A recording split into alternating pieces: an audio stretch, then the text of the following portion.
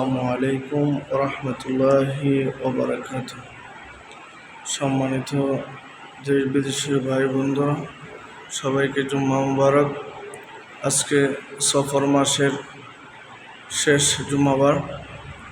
আজকে খুতবার আলোচনার বিষয় সূরা আনকাবুতের ৪৫ নং আয়াত।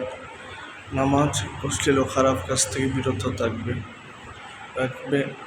এ সম্পর্কে আজকে আলোচনা। আপনারা সবাই লাইক, কমেন্ট, শেয়ার করবেন, সবাইকে দেখার সুযোগ করে দিবেন, আমল করার চেষ্টা করবেন।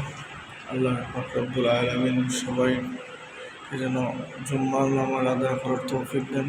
সবাই যেন আমরা শুক্রবার জুম্মার নামাজে আসতে পারি। আজকে 22 আগস্ট 2025 ইংরেজি, রোজ শুক্রবার। আল্লাহ পাক রব্বুল আলামিন সবাইকে জুম্মার নামাজ পড়ার তৌফিক দিতে আমিন। আবারও সালাম জানিয়ে বিদায় নিচ্ছি। আসসালামু আলাইকুম ওয়া রাহমাতুল্লাহি ওয়া বারাকাতুহু।